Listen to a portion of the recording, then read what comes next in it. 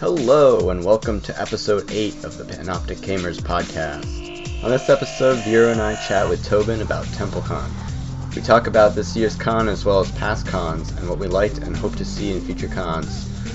We hope you enjoy this episode, and if you have questions, comments, or suggestions about this or any other topics, let us know in the comments section below. And don't forget to check out SnapToCover.com for the latest posts, updates, and videos like Tobin's devlog series. Enjoy the show!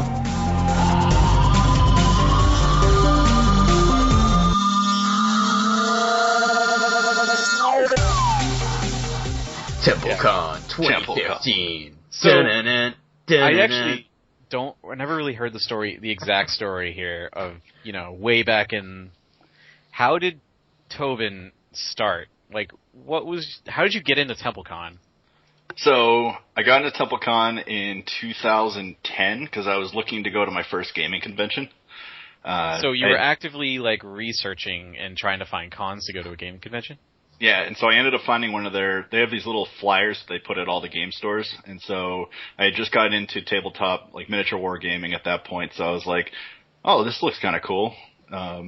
Living alone in Marlborough, I decided I needed something to do with a weekend, so I decided to go to TempleCon and see what it was all about. Tobin was lonely, looking I was for lonely. Well, it was the best decision that you've ever made. Oh, it was fun. That's a low bar. Ever made in his entire life. Hey, well, I don't make those decisions. Getting married. I don't mean it that way. I mean it to the degree that it caused ripple effects throughout your friends' lives. It was the butterfly effect in all our friendships. Because you did that, my wife got new shoes. My Vero learned to dance. That is actually true. Earrings. And the earrings. Yep. Yes, but that was a ripple effect, 5 years from then That's to now? Even more impressive. Yep. No, it's not. You got shoes because of an action. The action should be dramatically greater, I don't know, it seems pretty awesome to me. A decision Tobin made 5 years ago led to someone getting shoes. And earrings. And earrings. I would say it's a little more significant than that, as we had just gotten out of college at that time. Tobin was incessantly ranting about this amazing convention, and having never been to conventions before, I was very skeptical of all this, because it was like, well, I'm nerdy, but I'm not that nerdy. Didn't we go to PAX, though?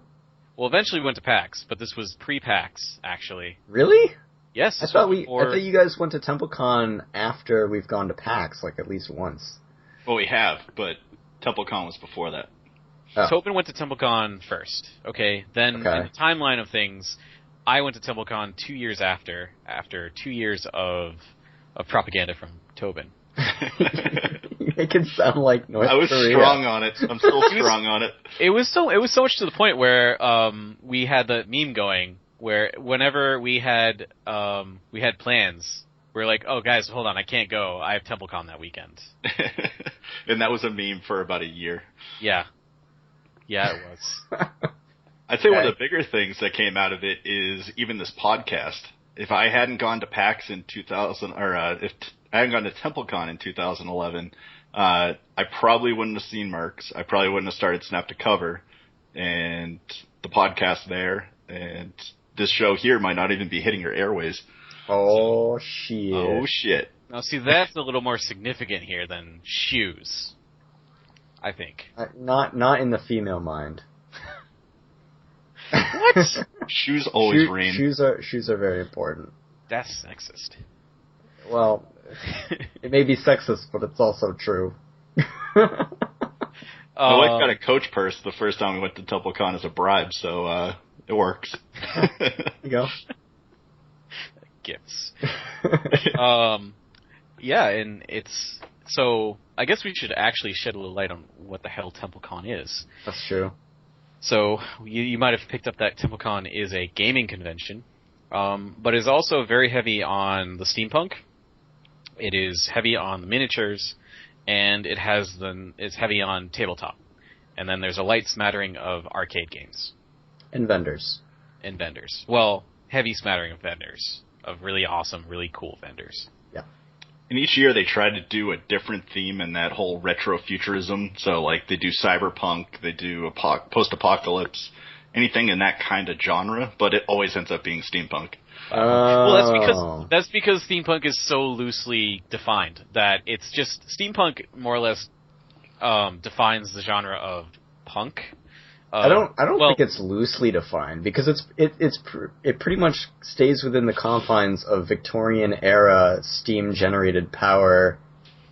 That's pretty much it. That's what it is. That's as traditional as it gets, yeah. And then I don't know, but then you have biopunk was very that was big last year. Yeah, that was last year's theme, and that was very what would you say? It would be like doing BioShock. Okay. Where you had all those genetic modifications and stuff. Right. That people had gills. I actually didn't know that mermaids. there were themes.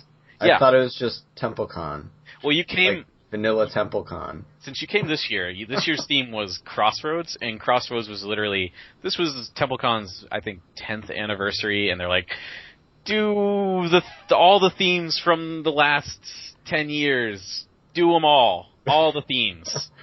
Okay, because it did seem a little mishmash to me. Yeah. When I went. Last year was...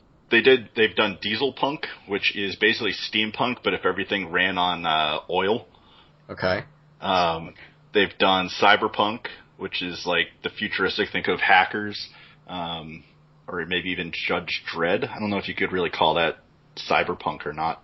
I wouldn't call that cyberpunk. Judge Dredd is more like dystopian futurism. Think Tron. Tron would be cyberpunk. Think Daft Punk. Those right. Right.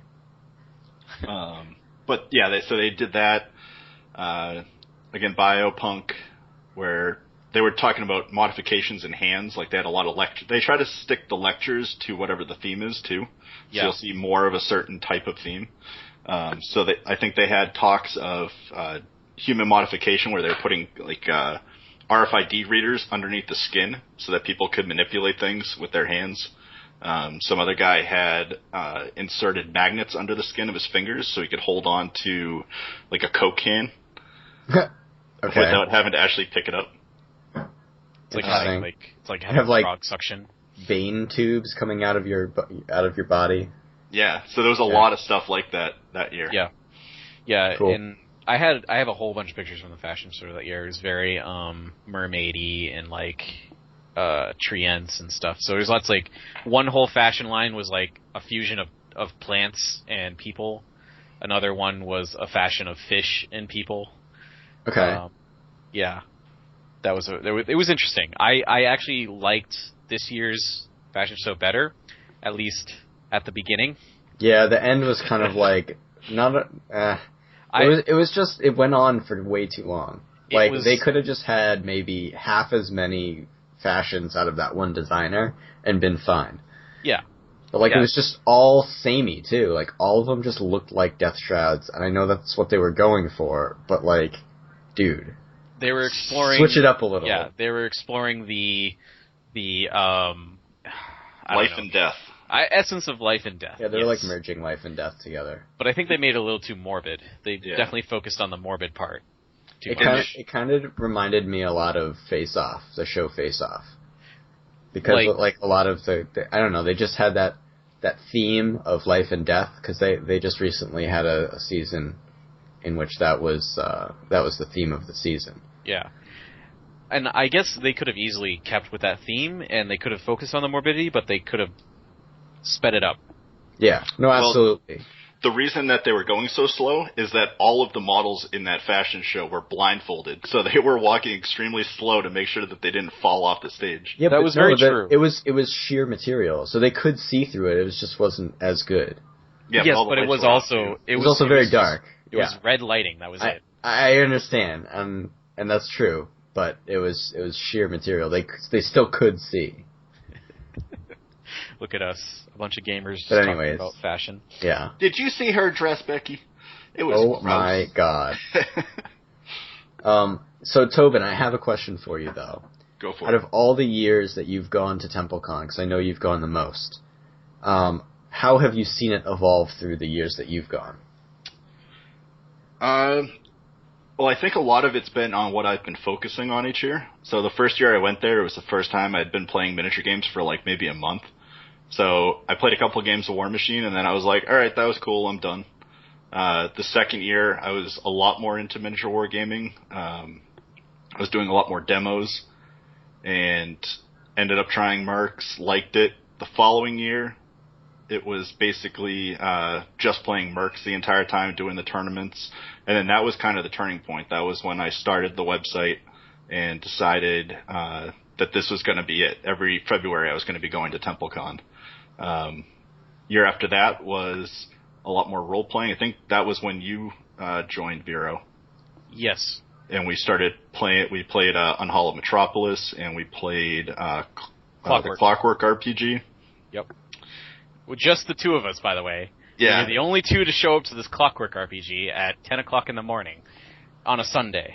And I'm pretty sure the guy just wanted to close it and not run the demo at that point, but he was a good sport and ran it for the two of us, and it was a lot of fun. It was, and he was actually oddly surprised with how interesting it got. He was like, this wasn't at all how it was supposed to go. Yeah, we were trying to save Nikola Tesla from the Russians on a steampunk ship. So it was like two of us against the Russian army trying to get Nikola Tesla, and I think I ended up getting killed in Antarctica, and I think I ended up sacrificing myself to try and get him on the ship with you. Yeah, so we finally get everything. We're like, you sacrifice yourself, and then I make a run for it on the sled. I push Nikola Tesla onto the sled, and then one of the soldiers makes a roll and manages to grapple him off the sled. So I can't stop, and I just make a run for it. And basically, Nikola Tesla just gets captured by the Russians. So you failed your mission. We did. We failed it. We did. Okay. This is one of the first RPGs that have ever actually failed. Yeah. But so have you seen the changes in the number of vendors or the amount of people that have gone there per year or something like that? Like, have you ever noticed that change? Yeah, I mean, this is definitely the biggest one, I think. It's steadily getting more popular. So I'm wondering, at what point are they going to not be able to fit in that hotel and have to move it to some place like, a larger venue? I don't know if they'll have to not move out of the hotel, but they will have to reserve more space from the hotel. They'll probably have to use more suites, and they'll probably expand the bazaar, which is literally the first floor hallway. One hallway on the first floor that's filled with shops. They'll have to take over another hallway. I thought that was really cool, though. Like, I've never seen a convention that did that used, like, the suites of the hotel as kind of a shop, like, shop rooms. I thought that was pretty cool. And a lot of the vendors had some really cool stuff. Like, my wife was telling me that you could go in there looking like a regular guy, and then leave there coming out looking like, steampunk, retro futurism man of the year, Of course. But, like, it's so easy to do that everyone, there are vendors for everything. Jeff, I would like to iterate that you would also be $1,000 less rich. Well, assuming that money is no object. Yep. It can be done. If you want to buy these things, I recommend you don't, and you craft your own. Well, or sometimes you want good-looking stuff, and sometimes you don't necessarily have the same skills as other people that have been doing it for years. Well, you buy the things that are hard to make, and then you craft your own props. I bought a syringe this year for my cosplay. See, I'm getting more into that. It was definitely one of those purchases where you're like, wow, this is awesome, I need to have it. And then after you purchase it, you go, did I just really spend $75 on a syringe that I'm going to use one time a year? I guess I did. Yep, that's the character I'm playing for the rest of my life.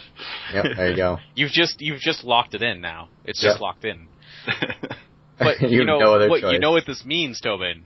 You have to expand to more conventions so that you can wear these. That's true. Okay. And then bring us to those conventions. Yeah, at the end of the show, I'd like to talk about a possible other convention that I'm interested in. Okay. But cool. Yes. So yeah, past of TempleCon. This is the history of how we got into it, and pretty much we have concluded that it is the birthplace of SnapToCover. Yeah. Also, it's 4 days long. It's 4 days long now.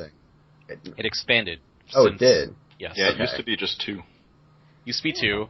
When I started it, it was 3. And then then the next year, it expanded to 4. And then the year after that is is this year. Okay. But yeah, so it's just growing. It's growing bigger and bigger every year. So Jeff, this was your first TempleCon. What were your impressions? I mean, you're coming into it not really knowing, just hearing stories from us, but not really knowing anything. Had I known that I needed that, it wasn't just steampunk stuff, I would have dressed up a little bit better than I did, because I basically just went with street clothes, because I didn't know what to expect. I think in retrospect, I should have gone for a more, like, vest and button up with the bow tie and like, the pocket watch kind of thing. I could do that and not look out of place in the real world and, out of place at TempleCon. I felt very out of place there, only because I felt like an outsider just looking in. I really liked the vibe that everyone gave off. Everyone was so friendly. Everyone was very nice about just, I don't know, being people. If that makes any sense. No, it does. It's one of the things that like you go there and everyone accepts everyone for who they are and what they like. It's just a fantastic feeling. Experience. Yeah. Yeah, and that's one of the best things. Actually, so one of the things I look forward to most and I want to say this, that this is not because I'm an alcoholic, but I love the seminars that involve the alcohol, like the whiskey seminars and so forth, because you're already put in a very friendly environment, but once you mix like a group of people who are then learning very interesting facts about alcohol and then drinking that alcohol, really tends to open them up to, let's just have a great time with these people we've never met. That's true. It definitely happened this year. Yeah. Yeah. And definitely next year, both Rachel and I want to sign up for some tastings. If it's not, probably a rum tasting, because Rachel likes rum, so we'll probably do that. I am looking forward to the rum tasting, because I have heard that we just saw them come. I just saw people come out of the rum tasting this year, and they were carrying shot glasses with shots of rum in them. Yep. So that's awesome. that's a seminar that you're not driving away from. Yeah, ever. But literally. Yeah. I mean, Ben Peel, who runs the bourbon tasting, does an amazing job. He always finds some of the best whiskeys. He finds awesome whiskeys that are extremely cheap. I always find one that I like each year. In fact, I'm drinking one now. But yeah, he does a really good job with that. They're accessible whiskeys. It's not a $200 whiskey that you're trying. It's a $25 whiskey that's as good or better than the $200 whiskey. Yeah. I've found that with whiskeys, you don't really have to spend a lot of money to get a good whiskey. Oh, I have a great story about the bourbon tasting. So, at this bourbon tasting, what you do is you traditionally get 6 whiskeys. So, at the bourbon tasting, Ben gave us 2 bonus whiskeys. You guys can't see this, but Tobin is face-palming really hard right now. He gave us 2 bonus whiskeys. One was a pure wheat whiskey. He was like, because bourbon is traditionally made with, it's a 51% corn. That is the definition of bourbon. And so he gave us a wheat whiskey, which was made with 80% wheat, and then he gave us a corn whiskey, which I believe this corn whiskey was made with 100% corn. And the corn whiskey was clear, was just crystal clear, and then you pour it into your glass, you take a smell, and you're like, oh my god, this is candy corn. It smells like horrible, horrible candy corn. And it tasted buttery and corn, and it was like never having corn whiskey again. But it was amazing to experience. I liked it. It was a lot like moonshine. It was like, oh my god, what did I do? I think the coolest thing about it was, getting back to the social aspect and the gaming aspect, was after that, everyone that we were talking to ended up going downstairs to the board game room, and we're playing a game of Cards Against Humanity. And while we're doing that, who shows up but Ben Peel again? And he just fills up our glasses with a nice pour of some leftover whiskey from the tasting. It was the whiskey that you were drinking today, right now. What is it? Which I will not name because I promised I would not disclose the name of this whiskey, because he doesn't want the price of it to go up. Oh, did you talk to Ben? Mm-hmm. It is a delicious whiskey. That's pretty funny. Wow. Then, yeah, you know what? That's a good idea. I'm not going to name names. Yeah, don't Mostly because I don't remember the name of the horrible whiskey, and I don't want to tell you about the good whiskey. Some of the seminars were pretty good too. Like, so we went to a seminar this year of unusual contraptions and of like the past. So there was some crazy inventions that people had made during like the Industrial Revolution and prior to that for various things that needed to be done. And these like crackpot inventors would make these like weird, grandpa solutions for random things that you would need. One thing stood out to me. It was some sort of fresh air thing that would bring fresh air into your room because you don't want to have your windows open because burglars might get in. So it literally looks like the one of those exhaust horns on a boat, but attached to your wall. So it's a little hole in your wall with this massive horn that comes out that widens over your bed, like over your head, over your bed. And it's supposed to bring fresh air in. But they said in the notes that the guy had, he said that he gave the whole explanation of what it is, and he said that it was shortly discontinued because people kept hearing the sounds from the street, and it was really annoying and kept them up at night because it was such a it was basically a it was an amplification device. Yeah, it amplified all the sounds because it was this big horn.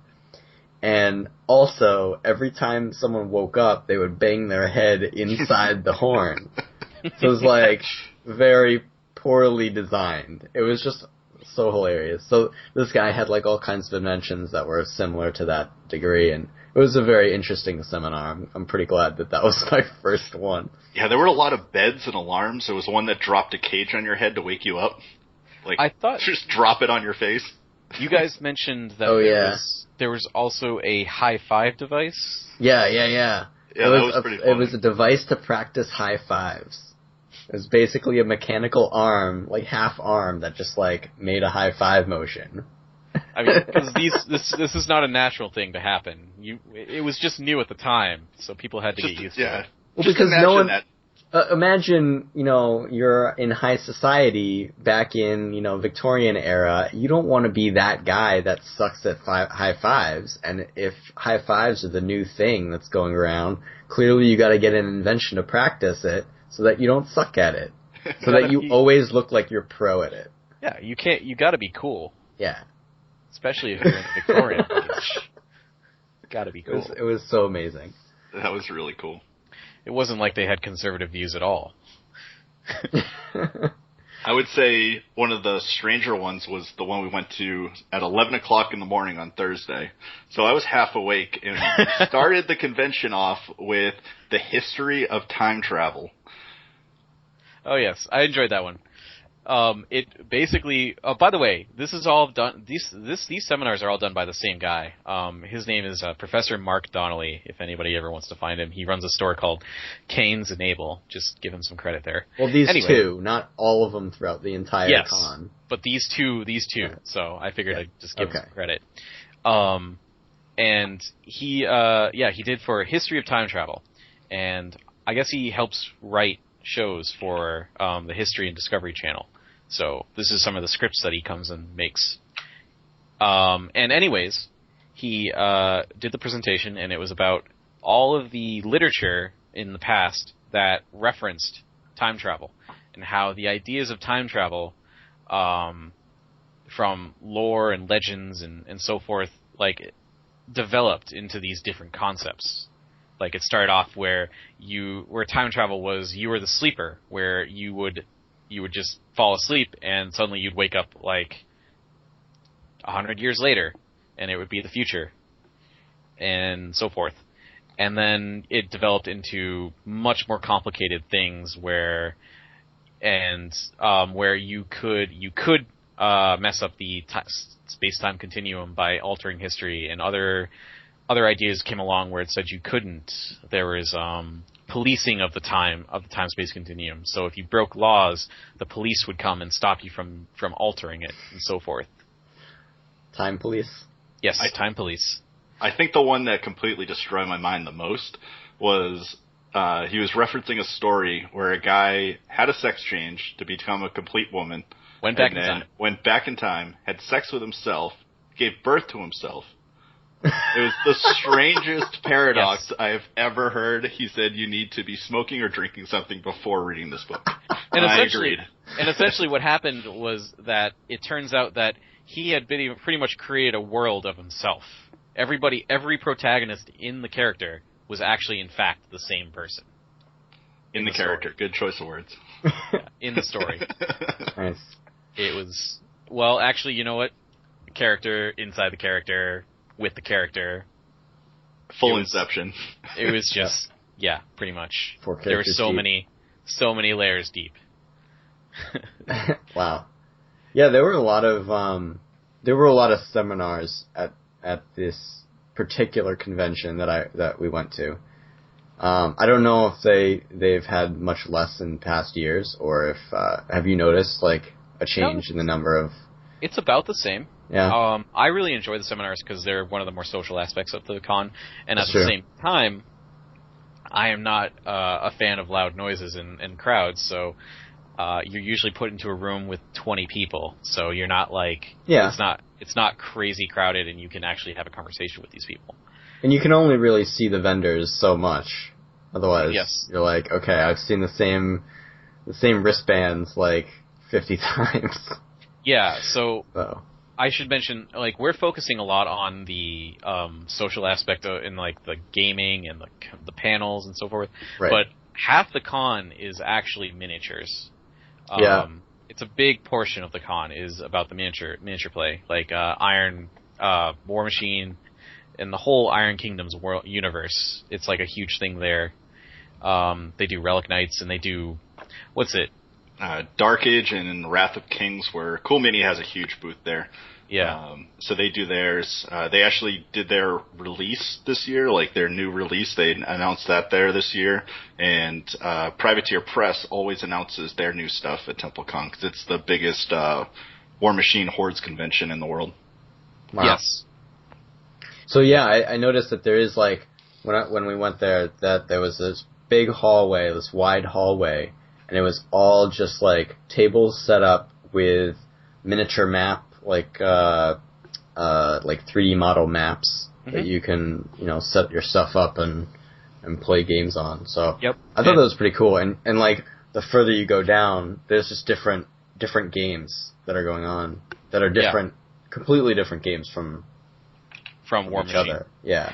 And there's also and then there's the main ballroom, which is just literally lined with tables, and there's nothing but just mini games going on, miniatures. Yeah.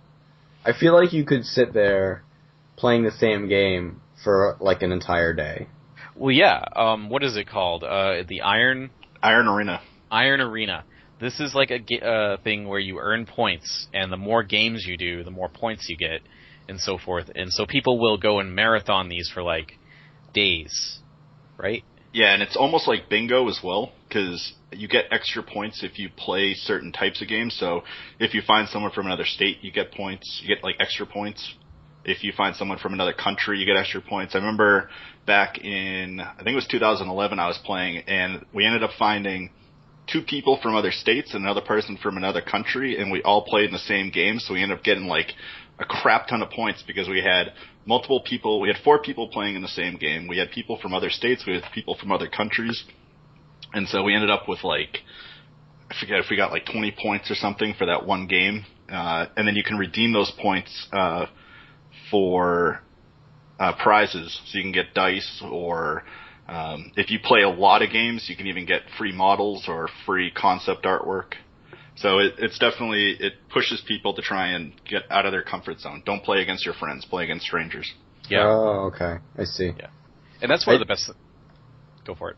I noticed that there were a lot of expansions for Zombicide. I didn't realize that there were so many. Because you could get little character packs that have specific characters in them. And it's just that. It's like a character. And there was even a set that you could just add companion dogs to the game. Yeah. You're like, everyone gets a companion dog. They probably do different things. Who knows? It was pretty cool. I kind of like that. They even had one for Sheldon from The Big Bang Theory. Really? You could play as him? You could play as Sheldon. That's amazing. Wow. So, one of the things that happened on Thursday, which I saw, was one of the vendors, which sold out on Thursday of this item, had these Inception dice. They were D20s with dice inside the D20. And I just, it blew my mind. But he sold out of them, on the first day. You know who I'm surprised wasn't there as a vendor?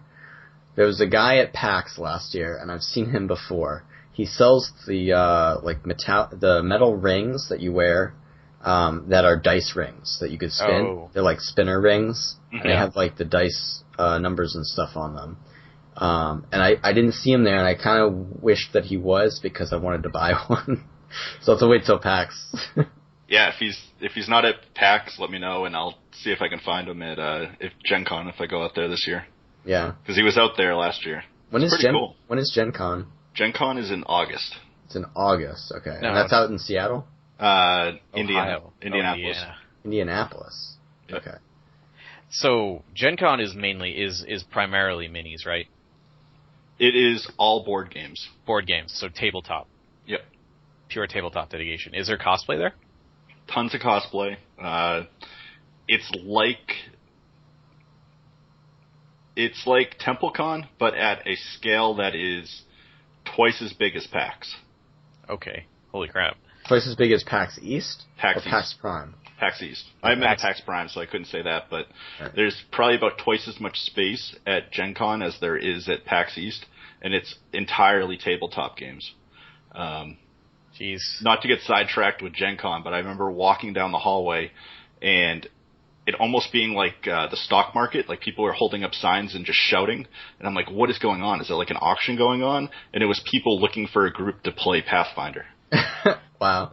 Which was just blew my mind. I was like, really? There was literally like 300 people in one hallway just shouting, I'm a level 14 bard looking for a group.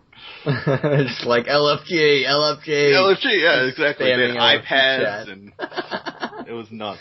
Spamming general chat in real life. Seriously. Wow. That's awesome. I have to say the cosplay at TempleCon was pretty amazing. I've never seen such detail and such cosplay. I love it. I really do. It's amazing. That's one of the things I love about the cosplay, especially at TempleCon, is the focus on the steampunk, because you're not playing a particular character that you're a fan of, but you're kind of just constructing your own character, and you're using minute details to do so. Mm-hmm. Like someone dressed up as the dude. Yes. The Big Lebowski. Yes. That was one of my favorites. And then, this one was interesting. I saw 2 characters that were dressed up like Star Wars characters. Mm-hmm.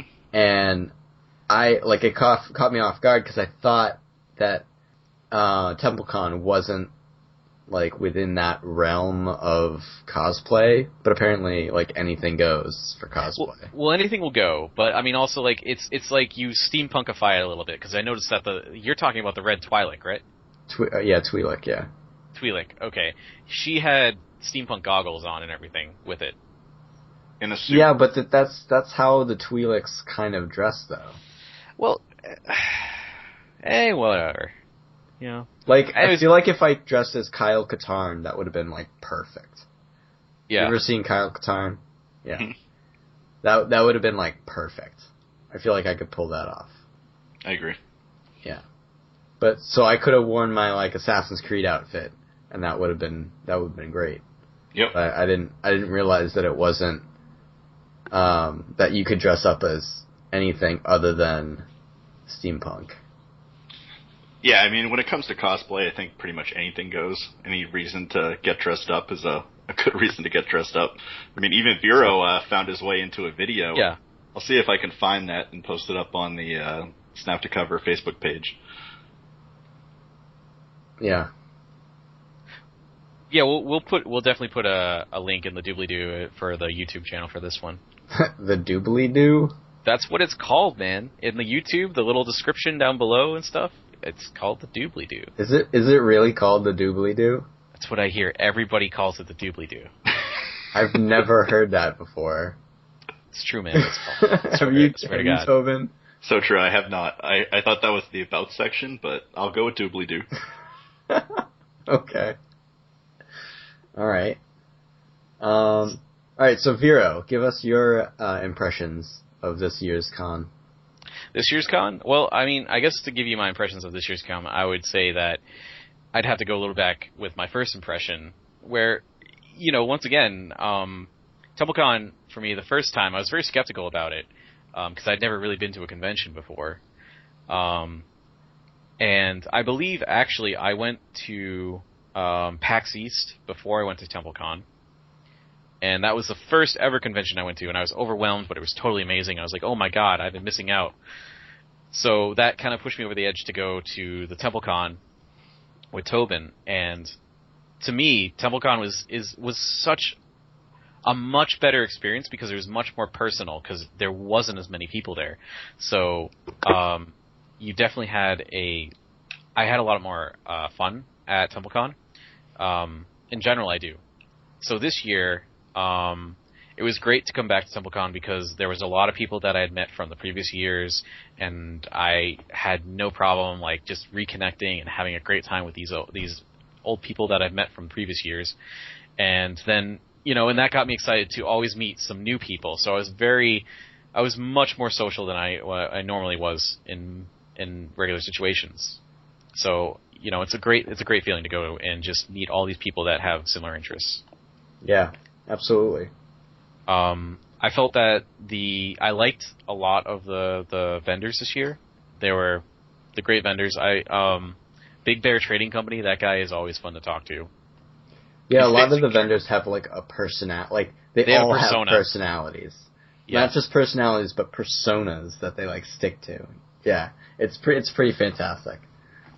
And there is one thing that I want to add about the vendors.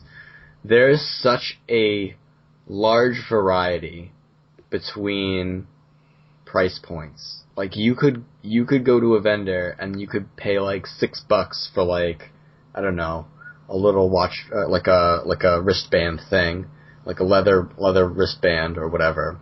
Or you could pay like $300 for like a cast or like a solid steel sword, you know. You could go nuts. Or you could just like buy like an entire outfit, like I said earlier. Mm-hmm. It's crazy. Like there's clothing, there's items that you could add to your costume. There's like gifts that you could get for other people. There's like little tchotchkes that you could get for your desk. You know, like there's everything. It's pretty cool that you could go there with maybe like $20 in your pocket and still have like something to come away with. You know. Yeah, I mean, going back to personas, I love Big Bear Trading Company's persona because you walk in there and he treats everyone exactly the same. He, you know, greets you as soon as you walk into the room, and then if you look at anything in particular, if anything catches your eye, he immediately gives you a quick history lesson. Like, I picked up a pipe, and he goes, "This is a pipe made in 1700s, and it has a copper top on it so that you could smoke it on a ship." And then he's like, "That's $5." You know, he ends it with like how much it costs, but you know, he never pushes you, but he gives you this awesome history lesson, and you learn so much. And then it's like, you know what? Just for just for teaching me something, I'm going to go buy this. Yeah, I think that's what his sales method is, because he like gives you a whole explanation, and then you're like, well, I might as well buy it now because that's an awesome explanation. If someone did that as a car salesman, I would buy the whole lot. I mean, yeah, this car was owned by John Voight, and you're like, oh, I'm in it. Yeah, it's happening. Yeah. All right. Well, I think we hit a good wrapping up point in our show. So, Vero, you wanted to plug some stuff, right? Jeff. Yes. Well, I wanted to plug some stuff, but I also wanted to give one little go around here. What do you want to see happen at the next TempleCon? What do you want to do at the next TempleCon? What is your expectation or hope or whatever? Let me think about that for a second. Give that question to Tobin, and right. I'll come back to that. All right. So this year I spent a lot more time on cosplay. Mm-hmm. I've always been intrigued by it. Even the first year that I went, I'm like, these guys look pretty cool. I mean, this is pretty sweet. This year I ended up buying the syringe. I had the gas mask and the goggles that I had done up for Unhallowed Metropolis. So I think next year I'm going to try and fully complete the costume and possibly enter the cosplay show next year. That would be pretty cool. I'm hoping, I'm definitely, with whatever I'm putting together, it's been kind of a slow evolution into like something very scholarly, and I think I've finally found sort of a direction to take it in. So I'm definitely hoping to improve the costume that I wore this year. And I really hope that there's more activities to do with cosplay. Like, not so far as a LARP, because I'm no good with acting. I just can't do it. I clam right up. But I would love to see, like what they do offer, one of the things, second year I was there, they had an after hours party that was kind of an invitation only, and everybody dressed up for Unhallowed Metropolis. Everybody dressed up and they had a good time. We drank, and it was really cool. And I'd love to see some more events like that. There wasn't that. I guess I didn't network with the right people this year because I didn't hear of any after parties that were going on of that caliber. Mm-hmm. I would love to see Unhallowed Metropolis get back again next year. They didn't show up probably because of the snow, but I'm hoping that the snow stays off next year and that they come out because it's probably the highlight of my convention is playing games with them. Yeah, they did have some Unhallowed Metropolis roleplays, but the creators were not there. That was true. Okay, so I think my expectation for next year, I kind of want to see more vendors, because I feel like the vendors were there, but I feel like it was still a little sparse. I also think, I also agree with you, I think they should have more social, cosplay-themed events, and maybe not so much just things that you can go to, but like things that you can participate in. Not necessarily like a cosplay. Now, there was that event, the High Tea or something like that. Yes. And I don't know what that's about, but that seemed interesting and something I should investigate. So, yeah, we really should have tried to book in advance for that, because I feel like that would have been awesome. Yeah. And I feel like they should have more of those kind of things, because I feel like that would be awesome. The other thing is, I need to really work on a direction of where I want to go for a cosplay costume. Because right now, the thing was, I didn't want to just start buying little odds and ends and then like mishmash it together and have something incoherent. Yeah. So I really had to like stop myself from buying out the whole place because I loved everything. I was like, I want this, I want that. But then I was like, but I don't know if they all go together, and it's not until like I buy them that I'll find that out. So you were at that coat vendor, and you were like, I want this coat, I want that coat, I want all the coats. Wait, what coat vendor? Oh, that one? Yeah. No, yeah. I wasn't about to buy a coat. I was like looking at it because I was like, okay, these are pretty cool, and I wanted to try them on because I wanted to see how like how things would look on me, you know, how certain looks would look on me. So that's why I did that. But, like, I wasn't about to buy anything then, at that point. It was all the other, there was, like, a bottle, like a glass bottle with a cork stopper. Yeah. With, like, a leather thing around it. And I wanted to use that as, like, a flask that I could bring to the con. I feel like that would be awesome. Just fill it with whiskey and just, like, take swigs of it. That would be awesome. So, but the thing was, like, if I bought that, then I wouldn't really know what to do with it. No. So what I have to do is think of what direction I want to go in, and then try and get, like, some starter pieces, maybe, and then, like, build off of that. Well, I mean, Jeff, my best have to have advice to you is first just get your clothing ready, get the clothing right. Yeah, it's all about that. And then you work off of I agree. You have to build off of a base and then expand. Yes. So what I would suggest is find one item that you could put in your cosplay that kind of inspires you. Yeah. Like, I was originally going for the Undertaker in Unhallowed Metropolis when I had my gas mask, the top hat, and the goggles. But then once I found that syringe, I went, I want to be a plague doctor. You know, so I instantly changed directions with my cosplay, and now I'm going to completely go in that direction. Right. But you had the luxury to be able to use what you still had and just change the direction slightly. So I don't want to get caught up into, like, getting half a costume and then be like, well, now the stuff that I want to get has nothing to do with the other half, so now I'm kind of screwed. Yeah. So I have to figure out what I want to do and then build upon that. And Rachel has already commissioned a corset, so that's awesome. Nice. Oh, from Katie? Yeah. Nice. Yep. Yeah. So that's my take on my expectations and hopes and dreams are for the coming TempleCons. So let's see, we got PAX East. I believe all of us are going to that soon. Yep, PAX East. That was incredibly crazy to get tickets for, like WTF people. Yep. That sold out in 10 minutes or so. The 3 days, yeah. The 3 days sold out in 10 minutes. So I'm only going to Friday and Saturday for that one. Okay. And I'm strongly considering that next year I will try Arisia, I believe it's called.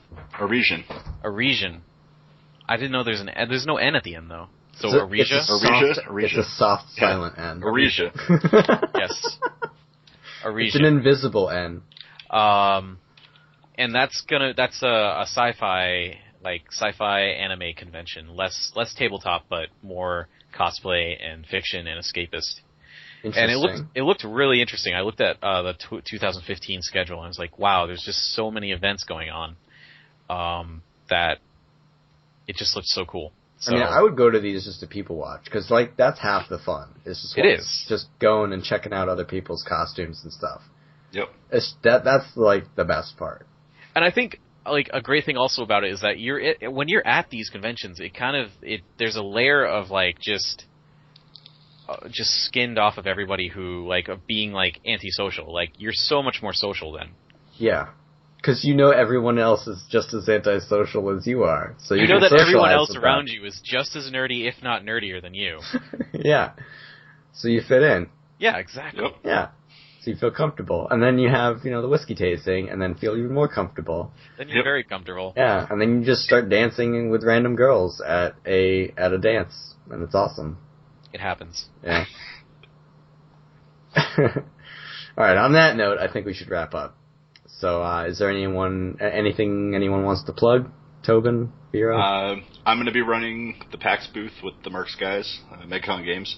So if you're at PAX East next month, feel free to swing by and say hi.